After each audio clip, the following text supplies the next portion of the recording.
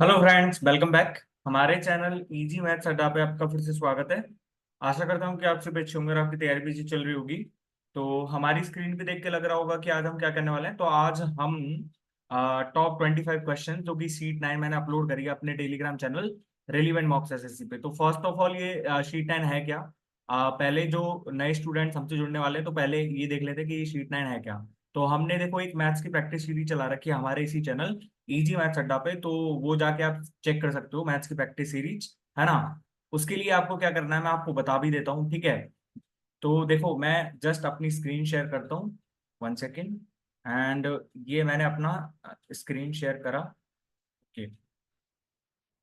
तो जस्ट आपको यूट्यूब पे ना एक सर्च करना है इजी मैथ्स अड्डा, ठीक है। इजी मैथ्स अड्डा, और इस पे बहुत सारी क्या है कि प्लेलिस्ट डली हुई है ना। ये फर्स्ट नंबर पे जो चैनल आएगा ये इजी मैथ्स अड्डा का आइकन है, यहाँ पे आप इस आइकन पे क्लिक करो, ठीक है। और क्लिक करने के बाद आपको यदि ज्वाइन करना है तो यहाँ पे ज्वाइन भी कर सकते हो आप। उसकी मेंबरशिप आप देख सकते हो कि भाई कितने कितने मंथ के लिए है, कितना रुपी पर मंथ के लिए, तो वो आप यहाँ से जाके ज्वाइन कर सकते हो। और आप प्लेलिस्ट में जाके देखोगे तो प्लेलिस्ट में देखो मैंने एक तो ज्योमेट्री के इंपॉर्टेंट कॉन्सेप्ट की सीरीज चला रखी है, ठीक है। जिसमें मैंने डे 1 डे 2 डे 3 करवा दिया है। कुछ स्टूडेंट्स के डाउट रहते हैं ना कि सर हो नहीं पाते क्वेश्चन, सिर्फ ऐसी वीडियोस लाओ जिससे हमारे जो है इंपॉर्टेंट कॉन्सेप्ट भी हो जाए और इंपॉर्टेंट क्वेश्चन भी हो जाएं। मैंने प्रिज्म वाला टॉपिक कंप्लीट करा हुआ है इस पे, ठीक है। और आपको जो ये मैथ्स प्रैक्टिस सीरीज के बारे में बता रहा हूँ, तो ये देखो ये मैथ्स प्रैक्टिस सीरीज है, ये हम खुद से बनाते हैं, ठीक है। खुद से बनाते हैं और इसके सॉल्यूशंस भी खुद खुद से अपलोड करते हैं। तो आप ये जहाँ के जाके चेक कर सकते हो। हमने शीट 8 तक अपलोड कर दिया और आज मैं शीट 9 के सॉल्यूशंस इस पे अपलोड करूंगा, ठीक है। तो और इसके अलावा भी देखो ये डिसऑनेस्ट डीलर के क्वेश्चंस हैं। अरिथमेटिक मैथ्स में कुछ टॉपिक्स करा रखे हैं, प्रैक्टिस मॉक के live mock test solutions maths के। और मॉक टेस्ट की सीरीज चला रखी है जिसमें भी आप जाके देख सकते हो। यहाँ पे बहुत सारी प्लेलिस्ट हैं तो आप जाके चेक कर सकते हो। ये मैथमेटिकल साइंस वाला रीजनिंग वाला जो पोर्शन आता है कि भाई ऐसे क्वेश्चन से जल्दी कैसे निपटें, तो आप ये जाके यहाँ पे चेक कर सकते हो, ठीक है। और मैं उसकी लिंक भी आपको डिस्क्रिप्शन बॉक्स में प्रोवाइड कर दूंगा। बाकी यहाँ पे आई टैब पे भी आ रहा होगा, वो आप जाके चेक कर सकते हो। तो विदाउट वेस्टिंग टाइम हम अपने क्वेश्चंस की तरफ बढ़ते हैं। और क्वेश्चंस की तरफ बढ़ने से पहले मैं आपको एक चीज और बता देता हूँ कि यार हमारी यदि वीडियोस पसंद आती है तो प्लीज हमारी वीडियोस को लाइक करना और शेयर करना बिल्कुल ना भूलें। क्योंकि यार देखो सभी की वीडियोस को जब आप शेयर कर सकते हो तो ये वीडियो शेयर करने में क्या ही जा रहा है, ठीक है। और आप जब देखोगे ना शीट 1 से शीट 8 का सोल्यूशन, तो भाई ये कहोगे कि यार भाई मैथ्स के बहुत अच्छे क्वेश्चंस हैं। यदि इन क्वेश्चंस को आप कर पा रहे हो ना तो भाई आपको फिर मैथ्स में और करने की जरूरत ही नहीं है, ये मैं पूरी गारंटी के साथ कह रहा हूँ। क्योंकि हमने सारे भी जो इंपॉर्टेंट अच्छे अच्छे क्वेश्चंस आए हुए थे प्रीवियस ईयर में, वो मैंने सारे इंक्लूड कर लिए हैं अब तक, ठीक है। तो हमारी जो है एकदम बेस्ट अप्रोच रहेगी। और आपको देखो फर्स्ट ऑफ ऑल तो आपको बेसिक की नॉलेज होनी चाहिए थोड़ी। जब मैंने स्ट्रेटेजी बताई थी ना मैथ्स की, तो मैंने उससे मैं बोला था कि बेसिक्स के साथ साथ आपको नॉलेज होनी चाहिए और नॉलेज के साथ साथ आपको थोड़ी थोड़ी हाई नॉलेज भी होनी चाहिए, जिससे आप ऑप्शन एलिमिनेट कर पाओ, ठीक है। जिससे आप ऑप्शन एलिमिनेट कर पाओ। तो भाई आपको बेसिक भी क्यों इंपॉर्टेंट है, ये नॉलेज भी हाई नॉलेज भी क्यों इंपॉर्टेंट है, तो मैं आपको अब इस क्वेश्चन पेपर में बता दूंगा सब सारी की सारी चीजें। तो विदाउट वेस्टिंग टाइम हम पहले बढ़ते हैं।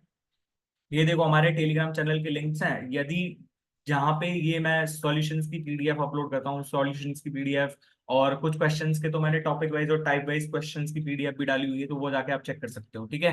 ये मैथ्स की स्ट्रेटेजी, टाइम मेंटेन की, भाई टाइम मेंटेन कैसे करें।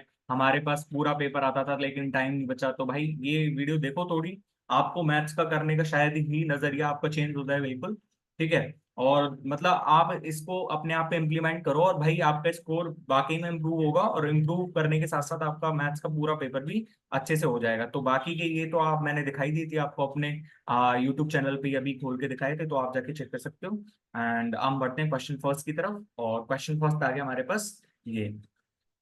तो मेरे पास देखो ये इंपॉर्टेंट क्वेश्चन है क्योंकि मिक्सचर एंड एलिगेशन में बहुत इंपॉर्टेंट क्वेश्चंस बनते हैं, ठीक है।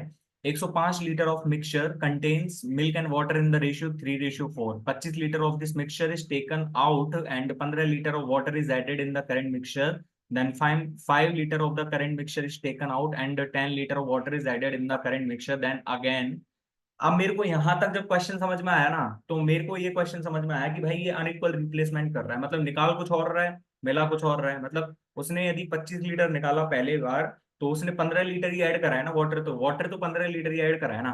तो देखो मेरे पास यहाँ पे मैं यदि इक्वल और अनइक्वल रिप्लेसमेंट की बात करूँ, इक्वल रिप्लेसमेंट और अनइक्वल रिप्लेसमेंट, पहले मैं आपको समझा तो दूं कि होता क्या है क्या नहीं होता है ये। तो जैसे मेरे पास 100 लीटर मिल्क था, 100 लीटर मिल्क, ठीक है। अब इसमें से मैंने 10 लीटर मिल्क निकाला और इसको 10 लीटर वाटर से रिप्लेस कर दिया। तो ये मेरे पास इक्वल रिप्लेसमेंट है, जितना मैं निकाल रहा हूँ उतना ही ऐड कर रहा हूँ, जितना मैं निकाल रहा हूँ उतना ही ऐड कर रहा हूँ। अब मैं यही प्रोसेस 3 से 4 बार निपटाऊं, 3 से 4 बार करूं, तो मेरे पास फर्स्ट केस में जैसे 100 लीटर मिल्क था, तो दूसरे केसेस में जब मैंने इसमें से 10 लीटर जो है वो निकाल लिया है मिल्क, और 10 लीटर वाटर से रिप्लेस कर दिया उसको, तो इसमें मिल्क की कंसेंट्रेशन कितनी बची? अब 9/10 ही तो रही इसकी, क्योंकि 1/10 ही तो है, 10 लीटर हम निकाल रहे हैं, 100 का 1/10 10 ही तो होता है। तो हमारे पास इसकी अब कॉन्सेंट्रेशन क्या रहेगी? 9/10, यानी कि मेरे पास 90 लीटर ही तो दूध बचेगा ना, 90 लीटर। अब पूरा तो मेरे पास कितना ही है, पूरा तो मेरे पास 100 लीटर ही है ना, पूरा तो मेरे पास 100 लीटर ही है ना, बस उसमें कंसेंट्रेशन चेंज हो गई है। अब 9 लीटर है, सॉरी 90 लीटर है मिल्क, और 10 लीटर है मेरे पास वाटर, 10 लीटर है मेरे पास water.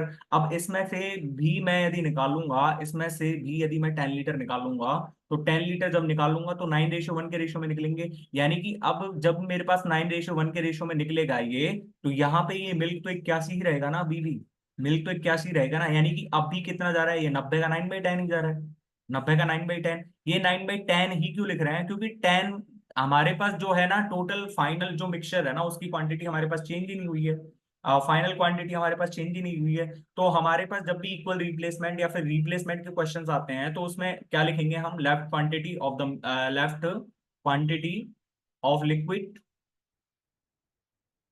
Left quantity of liquid, और अपॉन में क्या लिखेंगे हमको?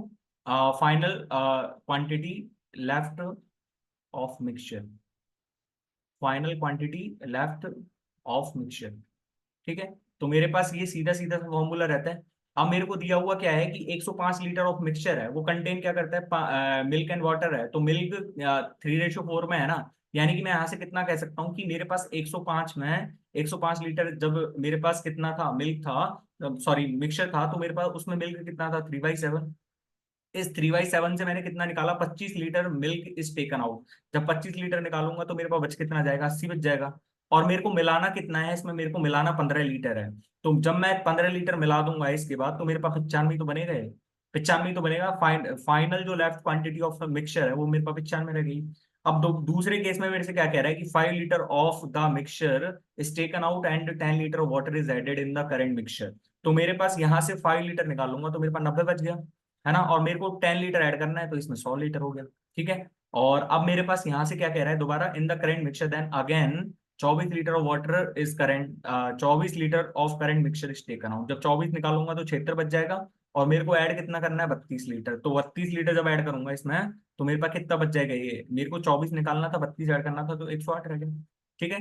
Then the current ratio of milk and water in the mixture now. ये मेरे पास फाइनल मिक्सचर है, ये मेरे पास फाइनल मिक्सचर की क्वांटिटी है नीचे, और ये मेरे पास क्या है? यहाँ पे मिल्क की क्वांटिटीज हैं, मिल्क की क्वांटिटीज।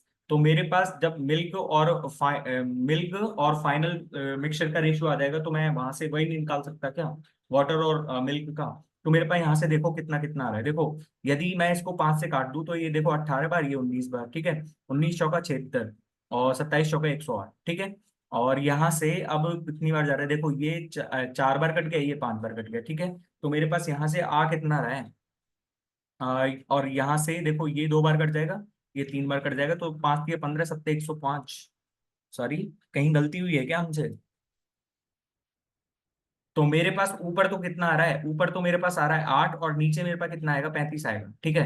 जब 8/35 आएगा, तो मेरे पास जब ये फाइनल मिक्सचर है, ये मेरे पास दूध की वो दूध का कंसेंट्रेशन है, तो मेरे पास यहाँ से मिल्क और वाटर का रेशियो कितना आ जाएगा? 8:27 ही तो आएगा, 8:27, ठीक है। आप जाके चेक कर सकते हो, कैलकुलेशन में थोड़ी मिस्टेक हो गई हो तो कोई देख लेना आराम से, ठीक है। बट 8:27 कैसे आया कैसे नहीं आया, मैंने अनइक्वल इक्वल रिप्लेसमेंट समझा दिया कि इसमें क्या होता है, कैसे होता है, और क्या क्या करना होता है, ठीक है।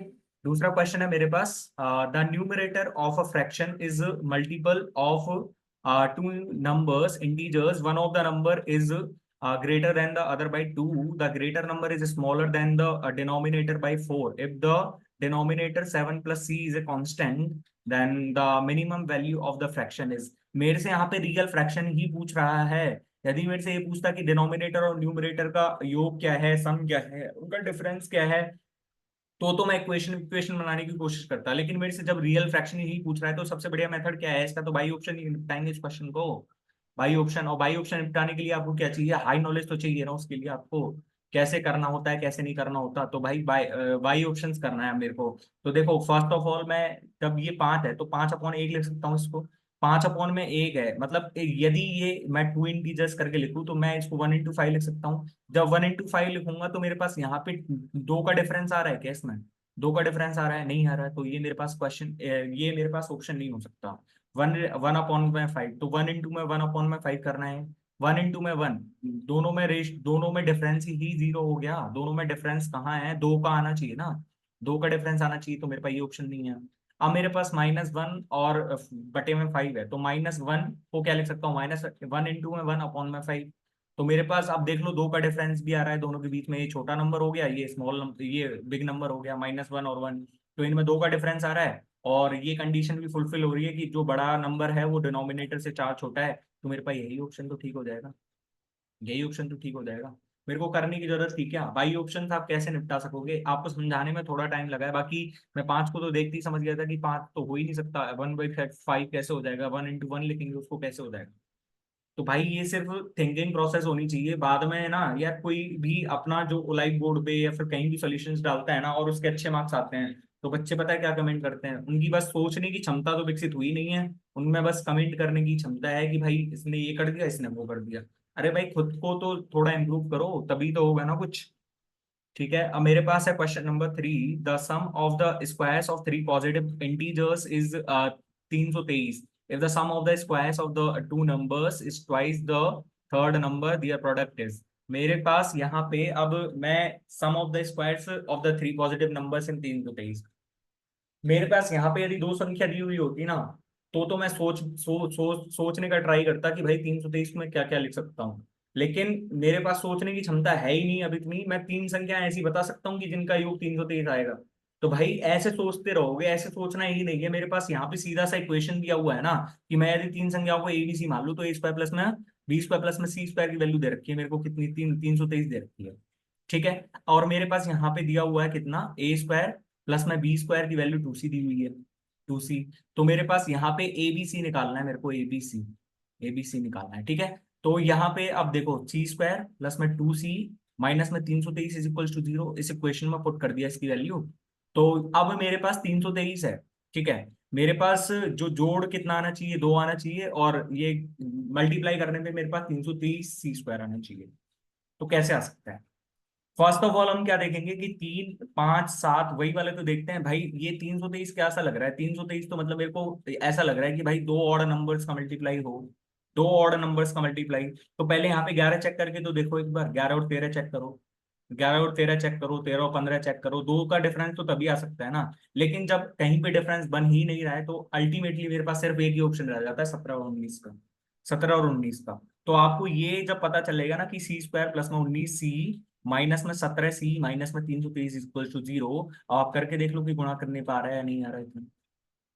ठीक है, तो मेरे पास C की वैल्यू एक तो आ गई -19, और C की वैल्यू एक आ गई मेरे पास 17 है। लेकिन मेरे को क्या चाहिए, पॉजिटिव वैल्यू ही कंसीडर करनी है ना मेरे को। जब मेरे को पॉजिटिव वैल्यू ही कंसीडर करनी है तो मेरे पास C की वैल्यू 17 ही तो रहेगी, ये कहाँ से हो जाएगी मेरे पास। तो मेरे पास अब 17 आ गया, तो 17 का मल्टीपल ही चेक कर लो ना, 17 × 17, 17 × 85, ये ही हमारा सही ऑप्शन हो गया। बाकी के सारे ऑप्शन, जब ये 17 का मल्टीपल है तो 266 हो सकता है क्या, 260 हो सकता है क्या, 270 हो सकता है क्या, 255 में 11 जोड़ दिया, 11 जोड़ने के बाद ये 17 का मल्टीपल बन जाएगा, ये 5 जोड़ने के बाद 17 का मल्टीपल बन जाएगा क्या, और ये 15 जोड़ने के बाद 17 का मल्टीपल बन जाएगा क्या। भाई थोड़ा सा दिमाग तो चला के चलो अपना। ठीक है, मैंने एक ऐसा क्वेश्चन शीट 8 में भी अपलोड करा था, ये जो फोर्थ क्वेश्चन है, तो आप यहाँ पे और देख लीजिए क्या कहना चाहता है। If A B C D and E are the integers such that 1/A plus में 1/में B। अब मेरे को ऐसे इक्वेशन में करना क्या है कि सबसे बढ़िया मेथड तो यही है कि देखो मैं यहाँ पे ऐसा करता हूँ कि मैं 972 को ना 421 से डिवाइड कर लेता हूँ। तो 421 से डिवाइड करूंगा तो 2 बार चला जाएगा, मतलब मेरे पास यहाँ पे कितना आ जाएगा, 842। और यहाँ पे मेरे पास कितना बच गया, ये 0 3 और 1। अब इस 130 से 421 को दोबारा डिवाइड करो। जब 421 को दोबारा डिवाइड करोगे तो 130 या 390 है, तो मेरे पास कितना रह गया, 31 रह गया। अब 31 से किसको डिवाइड करो, 130 को डिवाइड करो, 31 चौका 124, तो मेरे पास 6 बच गया। ठीक है, और 6 को अब डिवाइड करो किससे, 31 से, तो मेरे पास यहाँ पे सॉरी 6 से डिवाइड करो 31 को, तो मेरे पास 6 पंजे 30 यानी कि 1। और 1 से अब किसको डिवाइड करो, 6 को डिवाइड करो, तो मेरे पास यहाँ से कितना बच जाएगा, 6 जीरो। अब मेरे पास ये संख्याएं आ रही है ना यहाँ पे, ये तो मेरे पास ई की वैल्यू है, ये मेरे पास डी है, ये मेरे पास सी है, ये मेरे पास बी है, और ये मेरे पास ए है। अब इनका गुणा करके देख लो, 2 तिया 6, 6 चौक 24, पंजे 120, सच्ची की 720 आंसर है। लेकिन कैसे आया सर, हमको ये तो पता ही नहीं चला है इसमें, कैसे आया, कैसे नहीं आया। तो भाई ये देखो, ये तो है एकदम इजीएस्ट मेथड जो आपको पेपर में अपनाना है ना। दूसरा आप ऐसे कर सकते हो, जिसको समझ नहीं आया, कि भाई देखो मेरे पास अल्टीमेटली मैंने ये लिखा, मैंने ये कैसे करा, मैंने यहाँ पे 2 लिखा, यहाँ पे 3 लिखा, तो इसकी वैल्यूज को मैंने कैसे कैसे मान लिया। मेरे पास यहाँ पे 421 अपॉन में 972 है, लेकिन मैं यहाँ पे देखूँ तो मेरे पास 1 अपॉन ऐसे समथिंग लिख रहा है, तो मैं इसको ध्यान से देखूँ तो मेरे पास ये 1 अपॉन 401 सॉरी 972 अपॉन में 421 ही तो है। यदि मैं इसको ऐसे लिख दूँ तो कोई बुराई है क्या, कोई बुराई है क्या, नहीं है, नहीं है बुराई कोई तो। अब मैं यहाँ पे 1 अपॉन इसको यदि 421 और 972 को डिवाइड करूँ, तो मैं यहाँ से ऐसे नहीं लिख सकता, 2 प्लस में मेरे पास 130 रह गया था ना, 130 अपॉन में 421।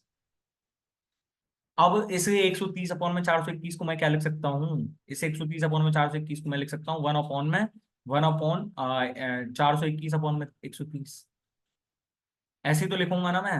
जब इसको ऐसे लिखूंगा मैं, तो मेरे पास यहाँ पे कितना बचेगा, 1/2 प्लस में 1 अपॉन, ये मेरे पास 3 बार चल जाएगा, प्लस में 31 अपॉन में 130।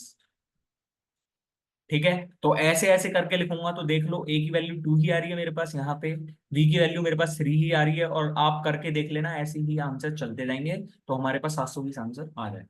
ठीक है, अब मेरे पास है पांचवा क्वेश्चन, और पांचवा क्वेश्चन इंपॉर्टेंट क्वेश्चन नहीं, मोस्ट इंपॉर्टेंट क्वेश्चन लगा लेना, सबसे बेहतरीन क्वेश्चन है ये। और मैं बता रहा था ना कि भाई बेसिक होना क्यों जरूरी है, तो बेसिक होना क्यों जरूरी है आपको इस सवाल में पसंद वो पता भी चल जाएगा आपको कि बेसिक्स क्यों होना जरूरी है हमारे पास। In a 1,000 meter race, Ravi gives Vinod a start of 40 meter and beats him by 19 seconds. If Ravi gives a start of 30 seconds, Vinod beats Ravi by 40 metre. मतलब मैं दोनों केसेस यहाँ पे बना लेता हूँ, आपको एग्जाम में बनाने नहीं है जो कि, लेकिन मैं दोनों केसेस बना के आपको समझा देता हूँ। पहले यहाँ पे रवि था, है ना, तो रवि ने जब 1,000 मीटर चला है ना, रवि ने जब 1,000 मीटर चला है, तो इस विनोद ने कितना चला है, विनोद ने चला है 960 मीटर, क्योंकि वो कितने से हरा रहा है उसको, 40 मीटर के स्टार्ट दे रहा है ना, तो 40 मीटर का जब स्टार्ट देगा, भाई लीनियर रेस वाला टॉपिक मैंने करवा रखा है, आप जाके चेक कर सकते हो इसी चैनल इजी मैथ्स अड्डा पे। ठीक है, तो ये 960 मीटर चला, लेकिन उसने 19 सेकंड से फिर भी हरा दिया उसको। जब 19 सेकंड से फिर हरा दिया, मतलब ये क्या कहना चाहता है कि यदि इसने एक्स टाइम लिया था ना, यदि इसने एक्स टाइम लिया था, तो ये कितना टाइम ले रहा है, एक्स+19 टाइम ले रहा है, ये एक्स+19 टाइम ले रहा है। भाई यही तो कहना चाह रहा है ना कि यदि इसको 19 सेकंड और मिल जाते, यदि इसको 19 सेकंड और मिल जाते, तो ये अपनी रेस कंप्लीट कर लेता 960 मीटर की। पर इसने कंप्लीट नहीं करी, क्योंकि 19 सेकंड से हार रहा है ना वो। अब दूसरे केसेस में मेरे से क्या कह रहा है कि Vinod Ravi gives a start of 30 second to Vinod, and Vinod beats Ravi by 40 metre. मतलब दूसरे केस में क्या कह रहा है कि विनोद ने ना, अब यहाँ पे सेम स्पीड है, तो यहाँ पे मेरे पास डिस्टेंस सेम है, तो यानी कि विनोद ने यदि 1,000 मीटर चला है, तो रवि ने कितना चला होगा, रवि ने 960 मीटर चला होगा। लेकिन यहाँ पे कह क्या रहा है ये कि इसने विनोद ने 30 मीटर का 30 सेकंड का स्टार्ट दिया है, रवि ने 30 सेकंड का स्टार्ट दिया है विनोद को। जब 30 सेकंड का स्टार्ट दिया है तब हरा रहा है विनोद 40 मीटर से। मतलब थोड़ा सोच के देखो कि अल्टीमेटली हमसे कह क्या रहा है कि भाई मतलब रवि ने जिस समय में, मान ले मैं 22 समय मान लेता हूं, तो इसने 22 समय में जब 960 मीटर चला है, तो ये 22+30, 22+ में 30 सेकंड लेगा, 22+में 30 सेकंड लेगा ये 1,000 मीटर चलने में। ठीक है, तो मेरे पास अब यहाँ पे ना सिर्फ एक कॉन्सेप्ट रहता है कि स्पीड कांस्टेंट रहती है, स्पीड कांस्टेंट रहती है जब भी हम लीनियर रेस वाले क्वेश्चंस करेंगे।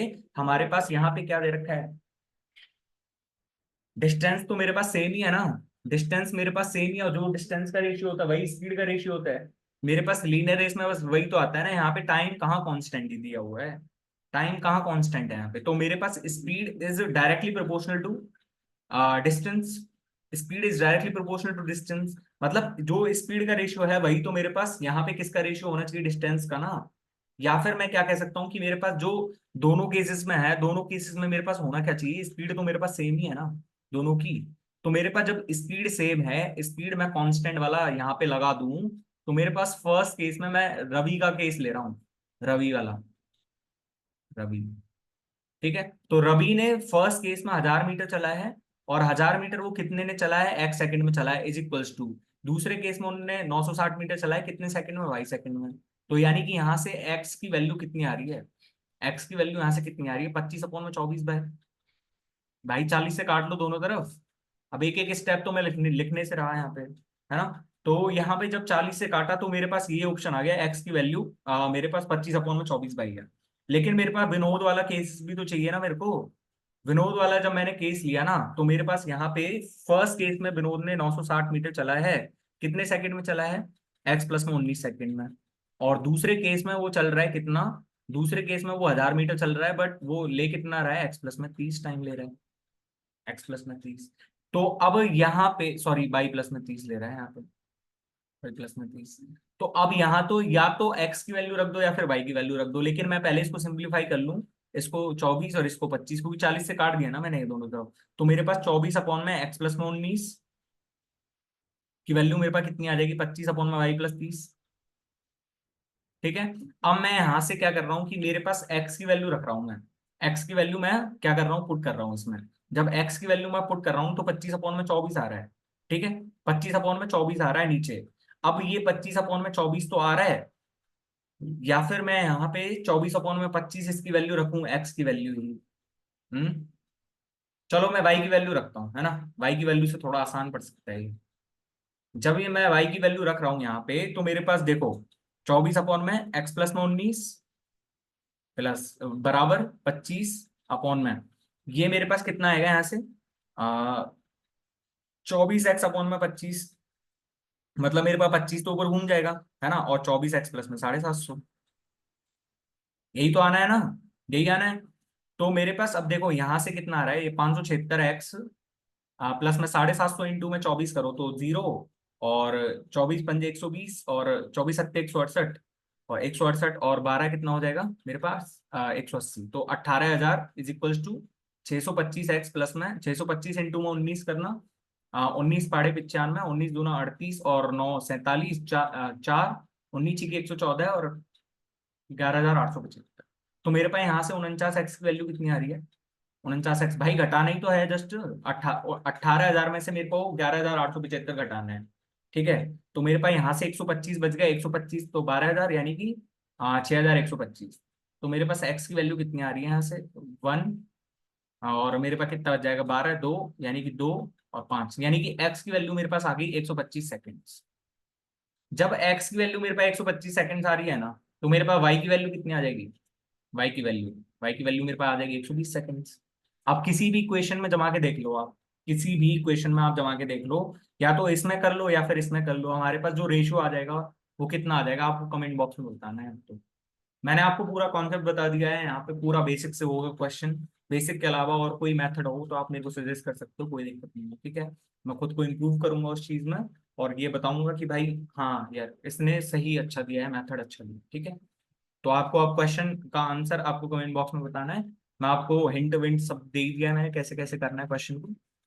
अच्छा, मेरे पास छठवां क्वेश्चन है, in a right angle triangle ABC, right angled at B.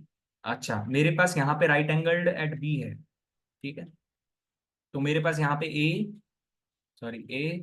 B और सी है ना, यहाँ पे राइट एंगल एट बी, और A B is equal to 15 centimetre and B C is equal to 20 centimetre. तो ये मेरे पास ए सी की वैल्यू कितनी आ जाएगी, मेरे पास 25 सेंटीमीटर आ जाएगी। ठीक है, further BP is perpendicular on A C, BP is perpendicular on A C. ठीक है, what is the difference in the area of triangle P A B and P C D, P A B and P C D. मतलब मेरे पास यहाँ से P A B और P C B कैसे निकलेगा। आपको जब डेफर्स वाली ज्योमेट्री की वीडियो करवाई थी, यहाँ पे आपको आई टैब पे आ रहा होगा डेफर्स वाली वीडियो, जिसको आप रेफर कर सकते हो इस चीज को देखने के लिए। तो भाई मैंने आपको तीन कॉन्सेप्ट बताए थे वहां पे, जब भी ऐसा कोई सवाल आए तो मेरे पास यहाँ पे ए बी स्क्वायर की वैल्यू कितनी होती है, ए बी स्क्वायर की वैल्यू होती है मेरे पास ए पी इंटू में ए सी, बी सी स्क्वायर की वैल्यू मेरे पास कितनी होती है पी सी इंटू में ए सी, और यहाँ से यदि मैं बीपी की वैल्यू निकालूं तो बीपी की वैल्यू मेरे पास कितनी आती है ए पी इंटू में पी सी। तो मेरे पास जब ए बी स्क्वायर है, ए बी स्क्वायर मेरे पास कितना आ जाएगा यहाँ से 225, और 225 अपॉन 25 करूंगा तो एपी की वैल्यू मेरे पास कितनी आ जाएगी 9 सेंटीमीटर। जब ये 9 है तो मेरे पास ये 16 सेंटीमीटर है। अब ना यहाँ पे बस थोड़ा सा दिमाग लगाना तो जल्दी होगा क्वेश्चन, क्योंकि मैंने ऑप्शन चेक करे ना तो ऑप्शन मेरे को अलग अलग लग रहे हैं, और यहाँ से बस मेरे दिमाग में एक हिंट आ गई कि 9 और 16, जब जैसे ही आया ना 9 और 16 तो मैं समझ गया एक चीज हो गई यहाँ पे। क्योंकि हम कह सकते हैं कि हाइट तो सेम है दोनों ट्राइंगल्स की, हाइट सेम है तो इनका जो एरिया रहेगा वो किसके रेशियो में रहेगा, इनके बेस रेशियो में, यानी कि 9:16 के रेशियो में रहेगा, 9:16। तो मतलब इनका डिफरेंस किसके रेशियो में रहेगा, 7 का मल्टीपल हम चेक कर सकते हैं, और 7 का मल्टीपल सिर्फ एक ही ऑप्शन दिया हुआ है यहाँ पे। अब आपको चेक करके थोड़ी ना बताऊंगा मैं, 7 का मल्टीपल सिर्फ एक ही ऑप्शन तो है 42, तो मेरे पास 42 ही तो आंसर है इसका यहाँ। और यहाँ से यदि आप निकालना चाहो तो बीपी की वैल्यू कितनी रह जाएगी, 9 इंटू में 16 144, यानी कि मेरे पास 12 आ जाएगी। अब यहाँ से करके देख लेना, 12 नंबर 108 54, और 16 इंटू में 12 करेंगे 192, 192 का आधा 96, 96 माइनस 54, 42 सेंटीमीटर। ठीक है। अब ये मेरे पास है क्वेश्चन नंबर 7, और क्वेश्चन नंबर 7 में दिया हुआ है in a triangle ABC D and E are the points on the sides BC and AC such that the line AD and BE intersect each other at O. ठीक है, मतलब मेरे पास यहाँ पे मैं फॉर जस्ट इजीनेस और question का जो चित्र थोड़ा अच्छा सा बन जाए, इस वजह से मैंने क्या करा कि यहाँ पे बी सी एंड ए सी पे है ना वो पॉइंट्स, तो मेरे पास यहाँ पे मैंने क्या करा कि ए बी और सी, ठीक है, यहाँ पे मैंने बीसी पे क्या लिया है, बीसी पे मैंने डी लिया है पॉइंट, और एसी पे मैंने कौन सा पॉइंट लिया है, ई पॉइंट लिया है। ठीक है, और डी ई मैंने मिला दिया इसको। यहाँ पे क्या कह रहा है, such that lines AD and BE intersect each other at O, मतलब यहाँ से ये मैंने ऐसे ऐड कर दिया और यहाँ से ये मैंने ऐसे ऐड कर दिया, दोनों ये कहाँ पे कट कर रहे हैं, ओ पे कट कर रहे हैं। ठीक है, if angle D O B is equal to 55 degree, angle D O B is equal to 55 degree, मतलब ये मेरे पास 55 डिग्री है ना, and angle B A C is equal to 35 degree, angle B A C is equal to 35 degree. Then find the measure of E B C, मेरे को ये वाला एंगल चाहिए ई बी सी, ये वाला पूरा एंगल यहाँ से। If A C B is 60% of angle A O B, A C B is 60%, मतलब यदि ये 3x है तो मेरे पास ये कितना है 5x। अब यहाँ से मेरे पास 5x की वैल्यू तो आ रही है, 5x की वैल्यू मेरे पास कितनी आ रही है यहाँ से, यदि देखो ये सीधी रेखा पे कौन बन रहे हैं, एक ही उस पे लाइन पे, तो मेरे पास 180 होगा, तो यानी कि इसका 125 आ गया, तो मेरे पास x की वैल्यू कितनी आ गई 25 आ गई। जब x की वैल्यू 25 आ गई तो ये मेरे पास 75 आ गया, ये मेरे पास कितना आ गया 125, ऐसे ही ये मेरे पास 55 आ जाएगा, ये मेरे पास 125 आ जाएगा। अब इसमें सारे क्वेश्चंस बता दिए मैंने अच्छे से, सारे कॉन्सेप्ट बता दिए हैं। अब इसका आंसर आपको कमेंट बॉक्स में बताना है भाई, जब तक आप कमेंट नहीं करोगे ना तब तक कोई फायदा नहीं है इस वीडियो को देखने का भी, ये भी सोच के रखना बिल्कुल। ठीक है, तो कमेंट योर आंसर्स, इससे आगे मैंने सारी चीजें बता दी हैं इसमें, अब एक कॉन्सेप्ट और जो आपने पढ़ा हो डे फर्स्ट वाली वीडियो में तो आप कर लेना, नहीं तो नहीं होगा क्वेश्चन। अब मेरे पास है 8 नंबर का क्वेश्चन और प्रिज्म से रिलेटेड है। ठीक है, और प्रिज्म वाली वीडियोस भी मैंने करवा दी हैं, तो प्रिज्म वाली वीडियोस के लिए आप यहाँ पे आई टैब आ रहा होगा, उस पे आपको दिख भी रहा होगा। तो प्रिज्म वाली वीडियो मैंने अपने जो है इसी चैनल इजी मैथ्स अड्डा पे करवा दिया, आप जाके चेक कर सकते हो। ठीक है, तो मेरे पास यहाँ पे है base of a prism is triangle with sides 13 14 and 15 centimetre, a cylinder is cut out from this prism whose base area is in circle of triangle. Find the volume of the remaining solid when height of the prism is 7 centimetre. मेरे पास यहाँ से पहले volume का prism तो निकले, volume का prism, और वॉल्यूम का प्रिज्म कितना होता है यदि आपने पढ़ रखा है वॉल्यूम का प्रिज्म, भाई एक क्वेश्चन आता ही है मेंस के एग्जाम में, तो वॉल्यूम ऑफ प्रिज्म कितना होता है, base area into height, base area into height. जब ये बेस एरिया इंटू हाइट रहता है तो बेस एरिया मैंने बताया हुआ है ना 13 14 15 का स्टैंडर्ड है, याद करके रखो 84 सेंटीमीटर स्क्वायर। आप यहाँ पे हीरोन फॉर्मूला लगा के भी कर सकते हो, एस की वैल्यू मेरे पास कितनी आ रही है यहाँ से 13 14 27 12 27 15 42 यानी कि 21 सेंटीमीटर आ गया। तो यहाँ से आप करके देख लो, 21 इंटू में 8 इंटू में 7 इंटू में 6। अब आपको करके नहीं बताऊंगा इससे, ठीक है। तो मेरे पास जब बेस एरिया इंटू हाइट है, तो मेरे पास बेस एरिया कितना आ जाएगा, 84 इंटू में हाइट मेरे पास 7 सेंटीमीटर दी हुई है। तो सच्चों का 28 और 2 यानी कि 588 सेंटीमीटर क्यूब। अब मेरे को क्या चाहिए, मेरे को यहाँ से एक बेलन कट करना है। जो बेलन हमको दिया हुआ क्या है कि इनसर्कल है, बेस एरिया जो उसका बेस है ना प्रिज्म का, उसका इनसर्कल है।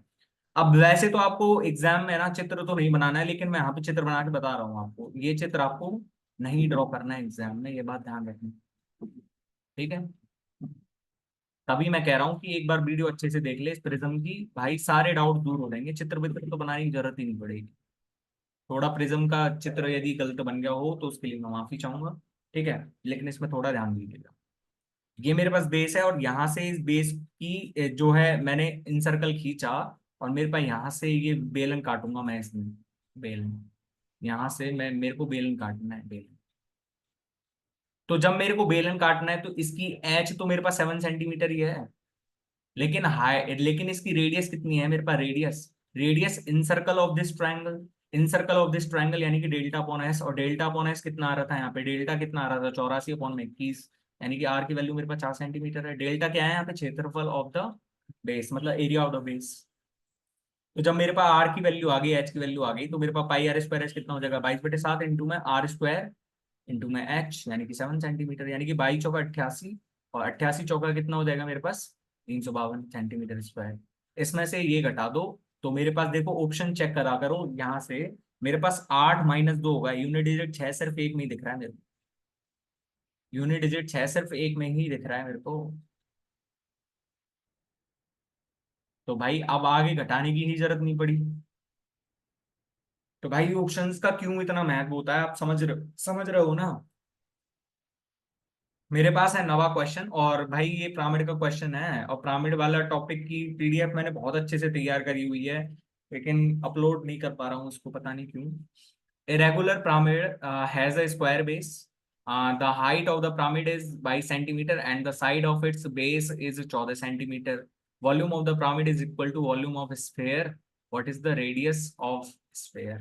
तो मेरे पास वॉल्यूम ऑफ द pyramid कितना रहता है, 1/3 इंटू में base area into height, base area into height. और मेरे पास यहाँ से इसका स्फेयर का वॉल्यूम तो मेरे को पता ही है, स्फेयर का वॉल्यूम कितना होता है, 4/3 पाई आर क्यू, यानी कि आर क्यू यहाँ पे क्या है, आर रेडियस है मेरे पास। अब मेरे पास यहाँ पे दिया हुआ क्या है कि मेरे पास स्क्वायर पिरामिड है, स्क्वायर पिरामिड, तो मैं जस्ट चित्र बना रहा हूँ यहाँ पे अंडरस्टैंडिंग पर्पस के लिए। बाकी आपको एग्जाम में कोई भी चित्र ड्रॉ ड्रॉ नहीं करना है, जब तक कोई अच्छा सा क्वेश्चन ना दे दे पिरामिड के ऊपर।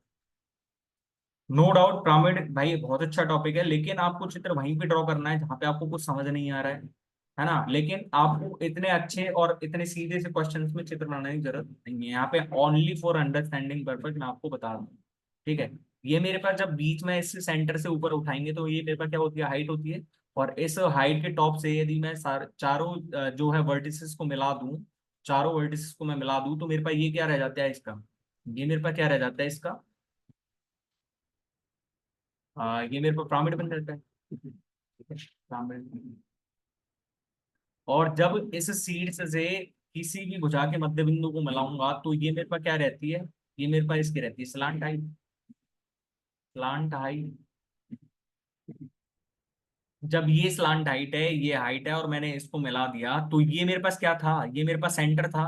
सेंटर किसका, जहां पे ये जो स्क्वायर के दोनों डायगोनल्स कट करेंगे, दोनों डायगोनल्स कहाँ पे कट करेंगे, a/√2, a/√2 पे ना। भाई पूरा कितना रहता है, यदि ए साइड है इसकी तो a√2 रहता है ना, तो a/√2, यानी कि मैं यहाँ से यहाँ क्या कह सकता हूँ कि ये जो यहाँ से यहाँ तक की दूरी होगी, वो साइड का आधा ही तो रहेगी ना, साइड का आधा ही। यानी कि ये कितना मेरे पास रहेगा, यहाँ से 14 सेंटीमीटर दे रखा है ना, तो ये मेरे पास 7 सेंटीमीटर रहेगा, 7 सेंटीमीटर। और मेरे पास हाइट कितनी दी हुई है, हाइट मेरे पास 22 दी हुई है। यहाँ से मेरे पास वो आ ही गया है, तो मेरे पास अब नहीं निकल सकता क्या यहाँ से, देखो मेरे पास 3 से 3 कट गया, ठीक है। तो मेरे पास 1/3 इंटू, सॉरी 1 होगा ना यहाँ पे, बेस एरिया मेरे पास कितना हो जाएगा यहाँ से, बेस एरिया आ, यदि देखो ये 7 है मेरे पास, है ना, और ये मेरे पास कितना रह जाएगा, बताओ। ठीक है, पिरामिड की ऊंचाई मेरे पास 22 सेंटीमीटर दी हुई है ना पहले से।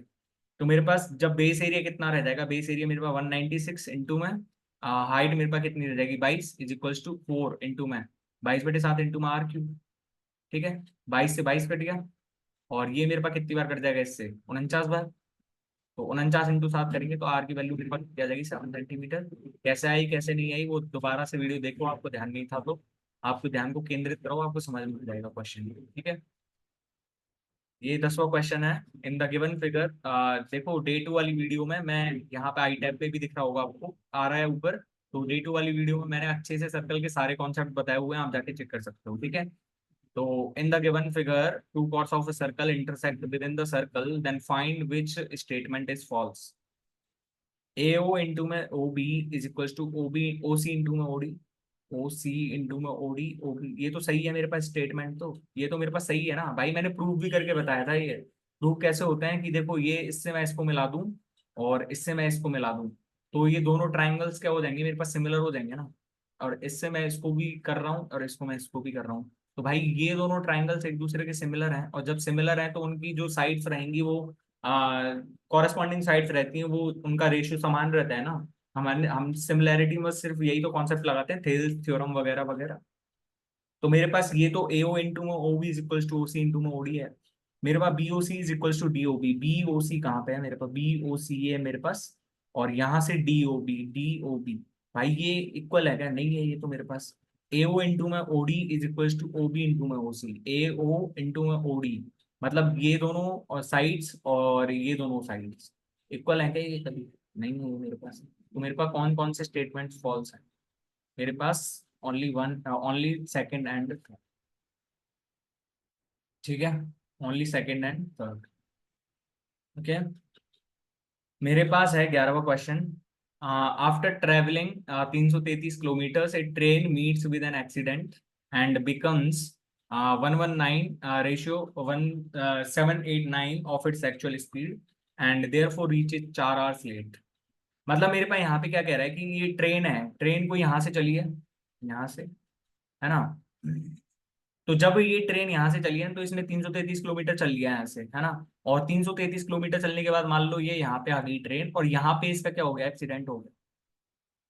ये चित्र आपको बिल्कुल नहीं बनाना है, सिर्फ अंडरस्टैंडिंग पर्पज के लिए है, बाकी आप अंडरस्टैंडिंग पर्पज के लिए एग्जाम में भी थोड़ा बहुत ड्रॉ कर सकते हो इस चीज को। तो यहाँ पे तो क्योंकि टाइम स्पीड एंड डिस्टेंस में ये मैंडेटरी थिंग्स है कि आपको चित्र बनाओगे तो आपको क्वेश्चन थोड़ा इजी बन जाता है। ठीक है, 333 किलोमीटर है।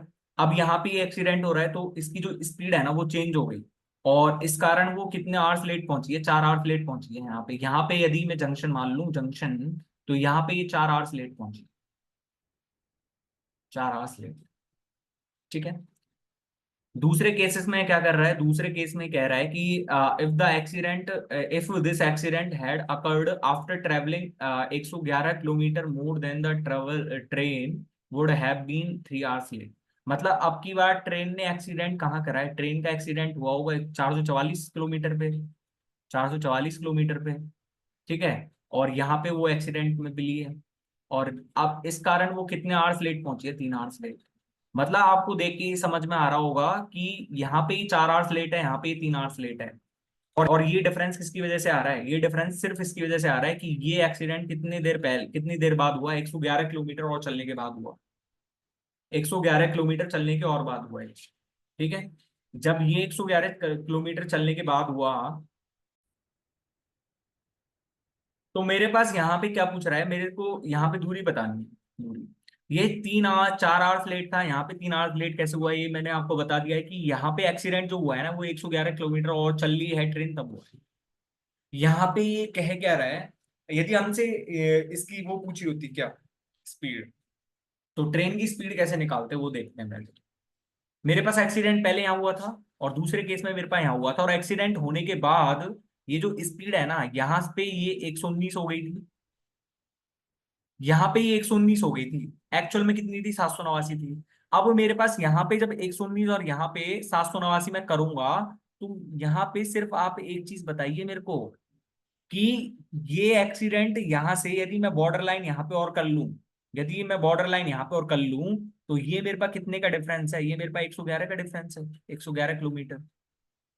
और इस 111 किलोमीटर में यहाँ पे तो स्पीड कितनी है, 119 किलोमीटर, 119 है।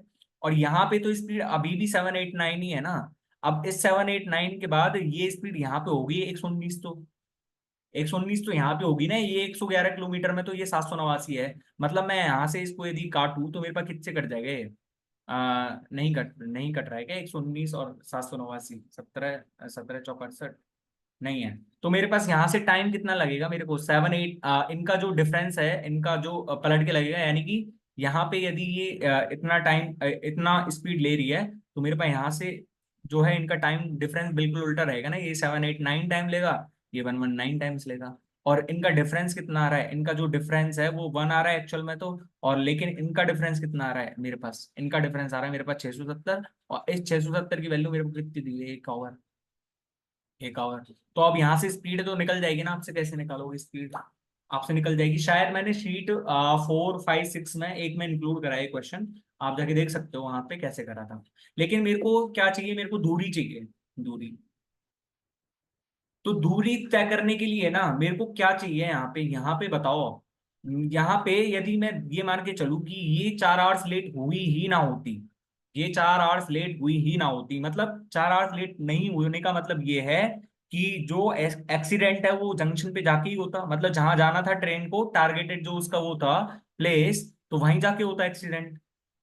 तो जब वो एक्सीडेंट वहीं जाके होता तो 4 आवर्स लेट नहीं पहुंचती ना वो, 4 आवर्स लेट नहीं पहुंचती। मतलब अब उसने यहाँ पे 1 आवर्स टाइम तो बचा लिया, 1 आवर में उस 1 आवर लेट पे वो कितना वो कर रही है? 111 किलोमीटर चल रही है, 111 किलोमीटर। जब उसने 111 किलोमीटर चल लिया ना, तो वो 1 आवर बचा रही है, 1 आवर बचा रही है। मतलब ये यही तो कहना चाह रहा है ना कि मेरे पास जब वो ट्रेन 1 आवर में चल ली कितना, 111 किलोमीटर। 1 आवर कब बचाया उसने? जब 111 किलोमीटर और चल ली थी ट्रेन। तो मेरे को तो यहाँ पे 4 आवर बचाने हैं, 4 आवर। और 4 आवर बचाने के लिए उसको कितना चलना चाहिए था? 444 किलोमीटर चलना चाहिए था ना, 444 किलोमीटर। मतलब अब वो यहाँ से यदि यहाँ पे एक्सीडेंट हुआ होता तो वो जंक्शन पे पहुंच गई होती, और वो तो टाइम पे पहुंचती ना, वो तो टाइम पे पहुंचती, मतलब ये 4 आवर लेट नहीं होता उस कंडीशन में। तो मेरे पास यहाँ से यहाँ तक की दूरी मेरे पास कितनी है? 444 किलोमीटर। मेरे को तो पूरी डिस्टेंस बतानी, तो 444 और 333, 737। ठीक है। स्पीड कैसे निकालनी है मैंने आपको बता दिया है। आपको इस क्वेश्चन को देखना है तो आप चौथी, पांचवी, छठी से सीट में जाके आप देख सकते हो। और यहाँ से मैंने आपको डिस्टेंस भी बता दी कि डिस्टेंस हमारे पास कैसे आया। ये मेरे पास 1 आवर कैसे बचा है 111 किलोमीटर पे, आपको समझ में आ रहा होगा कि देखो ये यहाँ पे 111 किलोमीटर और चल ली है। जब 111 किलोमीटर और चल ली तो इसने 1 आवर बचा लिया लेट होने से। तो यहाँ पे तो मेरे को 4 आवर बचाने हैं। अब मेरे पास है 12वां क्वेश्चन, और 12वें क्वेश्चन में दिया हुआ है 6 sin की पावर 4 थीटा प्लस में 3 cos की power 4 theta is equal to 2, then the value of. ये बहुत अच्छा तगड़ा क्वेश्चन है ना। और इस क्वेश्चन को करने के लिए क्या करना है हमें? देखो, मेरे पास यहाँ पे ये है 6 sin की पावर 4 थीटा प्लस में 3 cos की power 4 theta is equal to 2। मतलब मेरे को यहाँ से सिर्फ एक चीज समझ में नहीं आ रही कि यदि मैं 2 का भाग दे दूं इसमें, तो 3 sin की पावर 4 थीटा प्लस में 3 cos की power 4 theta is equal to 1। Sorry, 3/2 cos की power 4 theta is equal to 1। आपको यदि ये फॉर्मूला पता हो, sin² थीटा प्लस में cos² थीटा 1 होता है, 1। तो मतलब ये मेरे पास एक्स्ट्रा थिंग्स क्या आ रही है? मेरे पास 3 sin² थीटा, और ये मेरे पास क्या बन रहा है? sin² थीटा प्लस में 3/2 cos² थीटा इंटू में cos² थीटा की वैल्यू मेरे पास 1 है ना। जब ये दोनों यदि 1 हो जाते, यदि ये 1 होता और ये 1 होता, तो मेरे पास sin² थीटा प्लस में cos² थीटा 1 हो रहता है, ये तो मेरे को पता है। तो मतलब इनको 1 बनाना पड़ेगा मेरे को, इनको 1 बनाना पड़ेगा।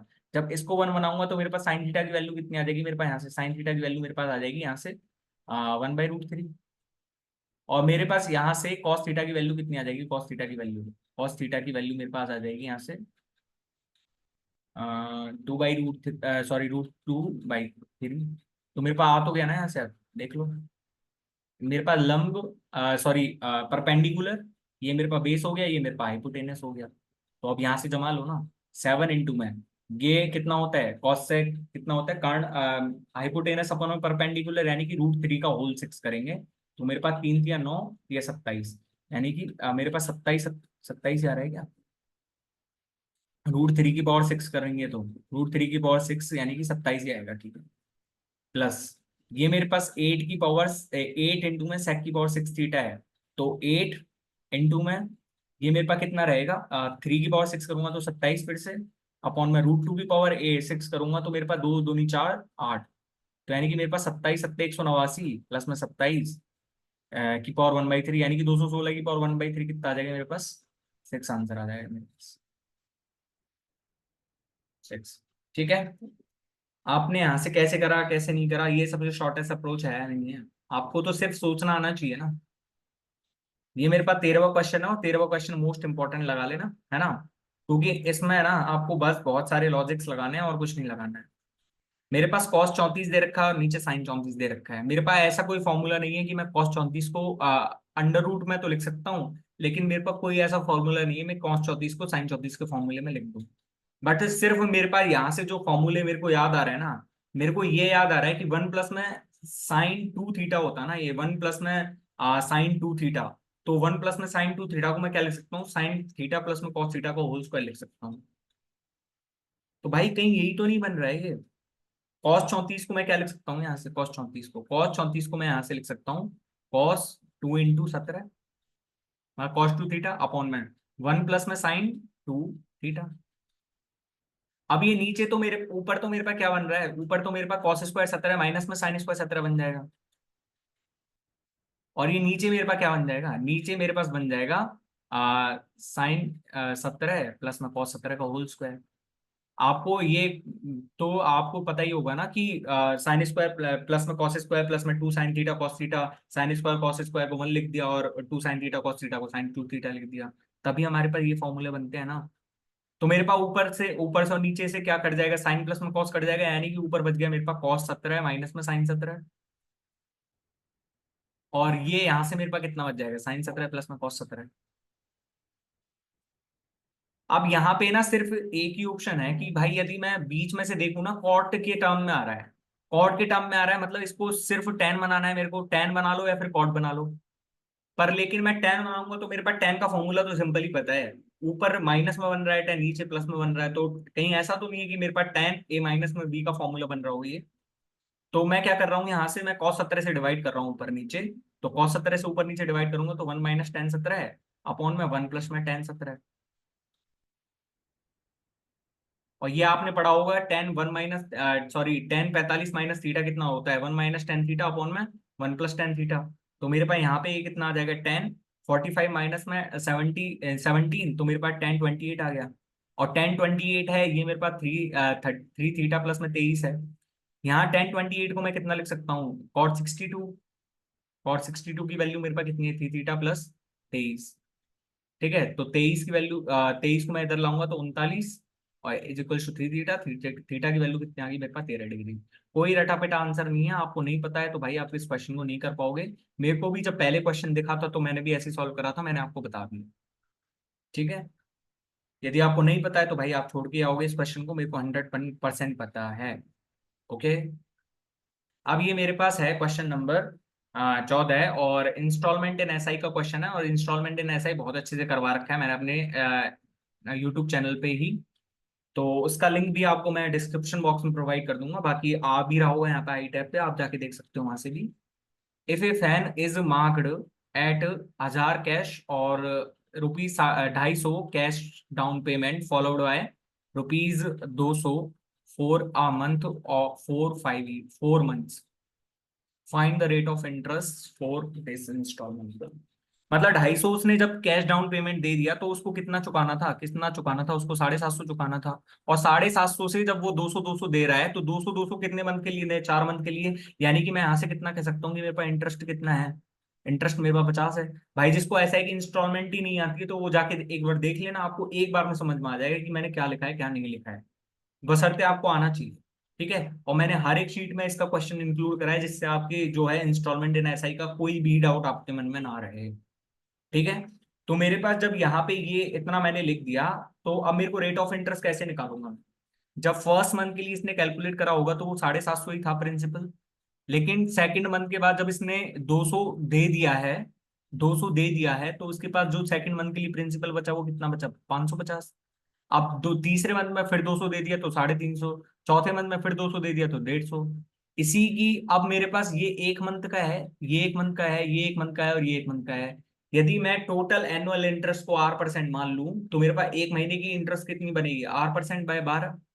R/12% मतलब R%/12, यही तो बनेगी ना। इसी की वैल्यू मेरे को कितनी दी हुई है, 50, क्योंकि इंटरेस्ट की वैल्यू ही तो है।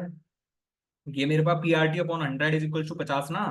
यहां से मैंने सिंपल इंटरेस्ट का ही तो फॉर्मूला लगाया, सीधा सीधा आप जाके एक बार चेक करो, तब आपको समझ में आ जाएगा अच्छा, ठीक है। तो 7, 5, 12, 12 और 3, 15, 15 और 1, 16, 16 और ये मेरे पास 200 हो जाएगा, यानी कि 18। तो 18/12 यानी कि 3/2, तो 2/3 हो जाएगा, मतलब R% की वैल्यू मेरे पास 100/3 आ रही है। तो R की वैल्यू मेरे पास कितनी आ जाएगी यहाँ से, 33.33%। ठीक है।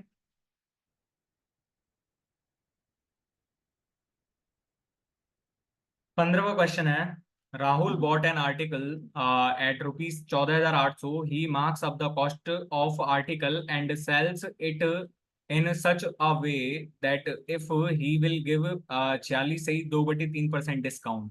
मतलब 46 सही 2/3% डिस्काउंट, मतलब 40% प्लस में 6 सही 2/3%। इसको क्या लिख सकता हूँ, 2/5 प्लस में ये कितना होता है, 1/15। तो यानी कि 2 3 6 और 1 7, 7/15। तो 7/15 का डिस्काउंट दिया है उसने, 7/15 का डिस्काउंट, ठीक है।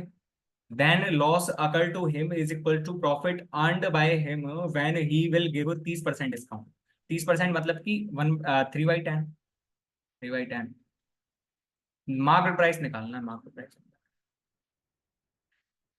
भाई पहले तो ये दिया हुआ है मेरे को, जब भी ये वाली कॉन्सेप्ट समझ में आया आपको यहाँ से, आपको कोई यदि क्वेश्चन समझ में आया होगा तो आपने ये देखा होगा, then the loss occur to him is equal to profit earned by him.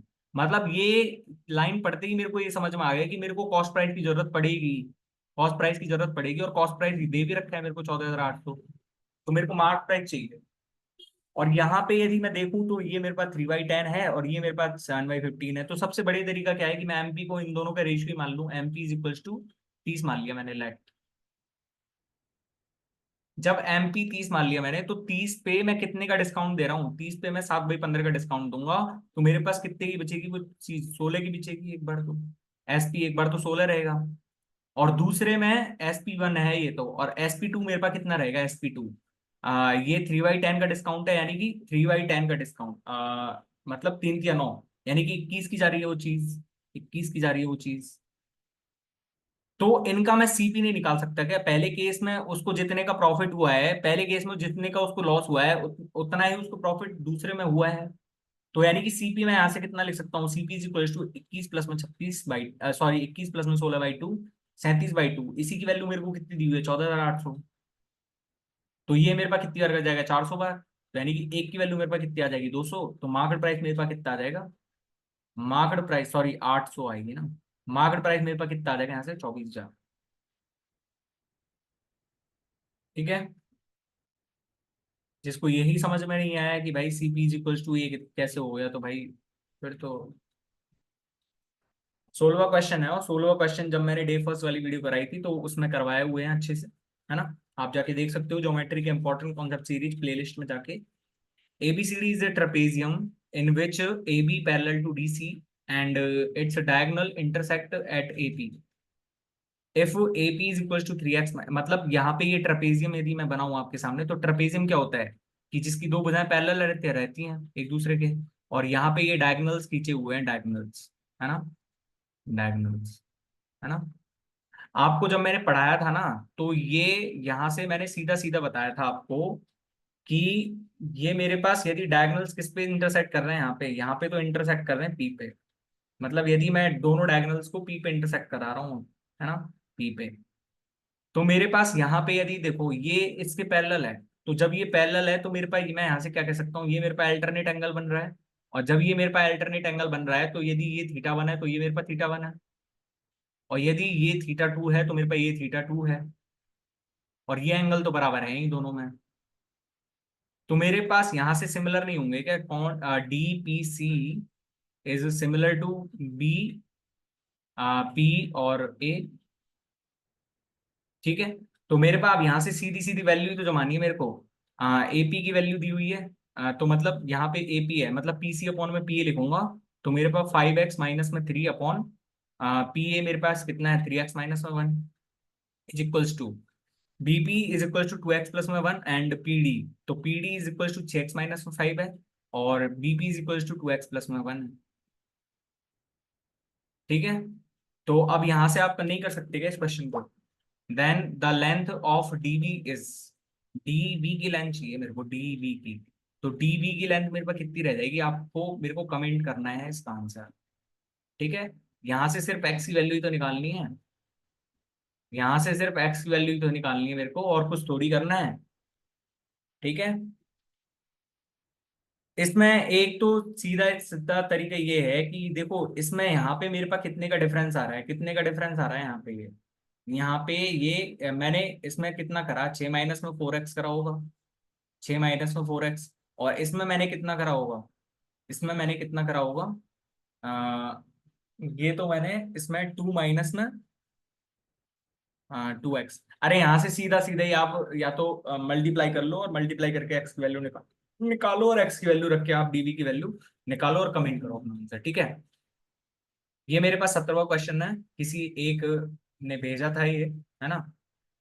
In a company there are two types of employees, workers and officers. The average monthly salary of an officer is rupees 78,000 more than the combined average salary of an employee, while the combined average monthly salary of an employee is 42,000 more than the average monthly salary of a worker. What percentage of the employees are officers? तो आपने यदि question ढंग से पढ़ा हो ना एक बार में, और आपको यदि एलिगेशन वाला टॉपिक अच्छे से आता है, तो आपको समझ में आ गया होगा कि भाई मेरे को एलिगेशन लगाना है यहाँ पे। और एलिगेशन क्यों लगाना है, एलिगेशन का हम योग क्यों कब करते हैं, जब हमारे पास कोई बेस वैल्यू निकालनी रहे। और बेस वैल्यू क्या रहती है, जैसे मेरे पास एवरेज का फॉर्मूला है यहाँ पे, तो एवरेज का फॉर्मूला मेरे पास कितना रहता है, टोटल सम अपॉन में total number of observations, sorry total sum upon में टोटल नंबर ऑफ ऑब्जर्वेशंस। तो जब मैं यहाँ पे वर्कर्स और जो ऑफिसर्स की संख्या पे मैं लगाऊंगा क्या, यहाँ पे मैं लगा रहा हूँ एलिगेशन। तो मेरे पास यहाँ पे जब उनके टोटल सम पे वो लगाऊंगा, मतलब उनका जो सैलरी पे वो लगाऊंगा मैं यहाँ पे एलिगेशन, तो उनके जो बेस रेशियो आएगा, वो बेस रेशियो किसका रहेगा, मेरे पास टोटल नंबर ऑफ एम्प्लॉयज का ही तो रहेगा, टोटल नंबर ऑफ एम्प्लॉयज का ही तो रहेगा। तो जब ये मेरे पास टोटल नंबर ऑफ एम्प्लॉयज का रहेगा, मेरे पास वर्कर्स यहाँ पे दिए हुए हैं कुछ, और ऑफिसर्स यहाँ पे दिए हुए हैं कुछ। ठीक है। वर्कर्स और officers. The average monthly salary of an officer is 78,000 more than the combined average monthly salary of an employee. Combined monthly salary of an employee. ठीक है। तो मतलब मैं यदि एम्प्लॉय की सैलरी को, यदि टोटल एम्प्लॉय की सैलरी को यदि मैं एक्स मान लूं, तो यहाँ पे जो ऑफिसर की सैलरी है वो कितनी आ रही है मेरे पास, ऑफिसर की सैलरी मेरे पास एक्स प्लस में 78,000 आ जाएगी, एक्स प्लस में 78,000, है ना। सॉरी यहाँ पे कितना दिया हो, the average monthly salary of an, हाँ ठीक है। While the combined average monthly salary of an employee is rupees 42,000 more than the average monthly salary of a worker. While the combined average monthly salary of an employee, नहीं नहीं sorry sorry, अब इसको मतलब मैंने यहाँ पे क्या करा कि वर्कर्स की सैलरी को एक्स माना मैंने, तो टोटल को मैं कितना मानूंगा, एक्स प्लस 42,000। तो मेरे पास जो ऑफिसर की सैलरी हो जाएगी वो मेरे पास कितनी हो जाएगी, 1,20,000, 1,20,000। ठीक है। 1,20,000।